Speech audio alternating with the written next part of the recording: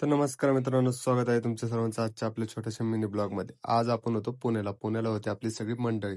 मंडळी सगळी असल्यानंतर विषय गंभीर असतो. मग काय म्हटलं, चला करूया चिकन. पहिले घेतलं पातेलं, मस्त साफसूफ करून पातेलं घेतलं आणि गॅस चालू केला. गॅस चालू केल्यानंतर सगळ्यांना कांदे, टमाटे वगैरे कापून ठेवले ते. बघा कांदा घ्या म्हटलं आणि चला तेल वगैरे टाकून करू म्हटलं फ्राय. कारण चिकन आजचं मस्त क्वालिटी बास करायचं होतं. मामा आपल्याला मदतीला होते, सपोर्टला. कारण की चिकन आपण आज आपल्या हातानेच करणार होतं. मग कांदा टाकायला लावला मामाला. मामाला म्हणलं मस्त कांदा लाल फ्राय झाला पाहिजे म्हटलं, तेव्हा चिकन खाण्याची मजा आहे. मामा म्हणे ओके. मग मामानं केलं. कांदा बिंदा टाकल्यानंतर लाल होऊस तर होऊ द्या म्हटलं, त्याला मस्त लाल वगैरे होऊ द्या म्हटलं. मग टाकलं त्याच्यामध्ये हळद, मीठ टाकून घेतलं आणि मस्त मिक्स करून घेतलं. मिक्स केल्यानंतर असं लाल जरक झाला पाहिजे मित्रांनो कांदा, माहिती का, विषय गंभीर झाला पाहिजे. मग त्याच्यामध्ये टाकायचं चिकन. चिकन टाकल्यानंतर त्याला 5 मिनिटं स्टीम होऊन द्यायचं. स्टीम झाल्यानंतर त्याच्यामध्ये टाकायचं टमाटर आणि टमाटर टाकल्यानंतर मस्तपैकी हलवायचं. अरे जितकं चांगलं स्टीम झालं चिकन तेवढं चांगलं भारी लागतं खायला बरं का मित्रांनो.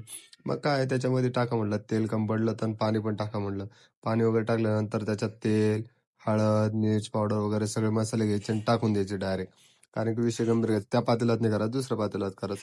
त्याच्यात तेल टाकलं, कांदा टमाटर टाकून घेतलं. मस्तपैकी म्हटलं त्याला घेऊन द्यायचं. फ्राय झालं का भारी लागतं खायला. बघा मित्रांनो किती छान दिसते की नाही. असं करकरीत झालं पाहिजे. असं चिकन खायला फक्त ड्रायव्हर लोकांच्या हातानं जेवावं लागतं. मग तेजपत्ता टाकायचा, लाल मसाले वगैरे जे गेलं असतं आपण मटेरियल ते सगळं टाकायचं आणि मस्तपैकी फ्राय करून घ्यायचं.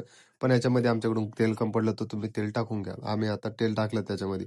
थोडंसं पाणी टाकायचं म्हणजे जेणेकरून मसाला उकडी येते चांगली मसाल्याला. उकडी आल्यानंतर खायची मजा वेगळी असते. मग काय असं लाल जरक झालं पाहिजे. विषय गंभीर का नाही. नाद खुळा जळगा धुळा असतो आपला. मग त्याच्यामध्ये आपण जे सूप केलेलं असतं का ते सूप टाकायचं आणि चिकन टाकून द्यायचं. मस्तपैकी जेव्हा मित्रांनो कशी असं पाहतानाच माणसाच्या तोंडात पाणी आलं पाहिजे असं चिकन करायचं बरं का नाही.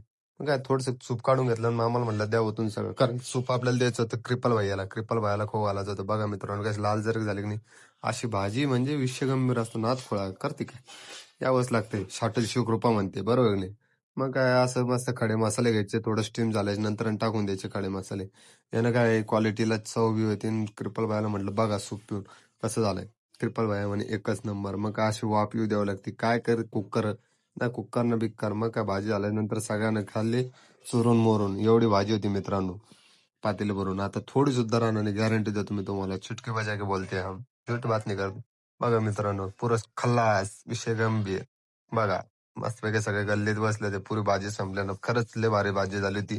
तुम्ही पण ट्राय करून बघा एकदा घरी. व्हिडिओ आवडला असेल तर नक्की लाईक शेअर करा. आय वैजनाथ कसं बने रे, एकच नंबर म्हणे. मग काय आम्ही सगळ्यांना मस्तपैकी जेवण झाले पोटभर. व्हिडिओ आवडला असेल लाईक शेअर नक्की करा. जय हिंद, जय